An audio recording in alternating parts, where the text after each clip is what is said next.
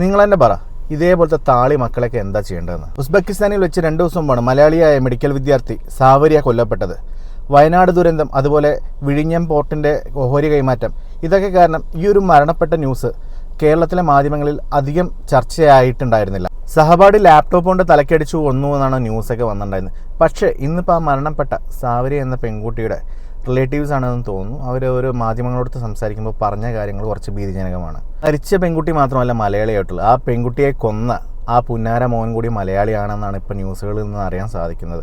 അവൻ്റെ പേര് സാദറുൽ അനാം എന്നാണ്. ഇനിയിപ്പോൾ അയാളെ വേറെ വിട്ട് പറയാൻ പോയി കഴിഞ്ഞാൽ ചിലപ്പോൾ എന്നെ സംഖ്യയാക്കി എന്നൊക്കെ ഇരിക്കും. അതുകൊണ്ട് തന്നെ ഞാൻ പറയുന്നില്ല. പെൺകുട്ടിയുടെ വീട്ടുകാർ, ആ പെൺകുട്ടിയുടെ ബന്ധുക്കൾ വാർത്താ സമ്മേളനത്തിൽ പറഞ്ഞത് ഇതാ ഞാൻ താഴെ കൊടുക്കുന്നുണ്ട്. അങ്ങനെ ഇൻവെസ്റ്റിഗേഷൻ ഓഫീസർ, അവിടുത്തെ ഒരു ലേഡിയാണ് അവിടുത്തെ ഇൻവെസ്റ്റിഗേഷൻ ഓഫീസർ.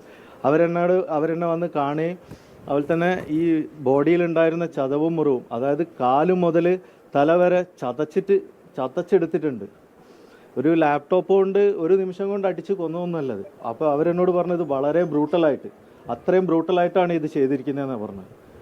അതുമാത്രമല്ല, അവരെ ഇൻവെസ്റ്റിഗേഷൻ അവിടെ നടന്ന സമയത്ത് ഞാനുണ്ടായിരുന്നു. അവിടെ ഇതിന് പോയ സമയത്തായിരുന്നു അവർ അന്വേഷിക്കാൻ വന്നത്. അപ്പോൾ അവിടുത്തെ പിള്ളേർ പറഞ്ഞത് ഈ ചെക്കൻ കൺവേർട്ട് ചെയ്യാൻ വേണ്ടി, അതായത് ഈ ചെക്കൻ ഈ കുട്ടീനോട് കൺവേർട്ട് ചെയ്യാൻ വേണ്ടി വളരെയേറെ പ്രാവശ്യം നിർബന്ധിക്കുക. അവിടെയുള്ള ആ പിള്ളേർ അത് കാണുകയും ചെയ്തിരുന്നു എന്ന് പറയുന്നുണ്ട്.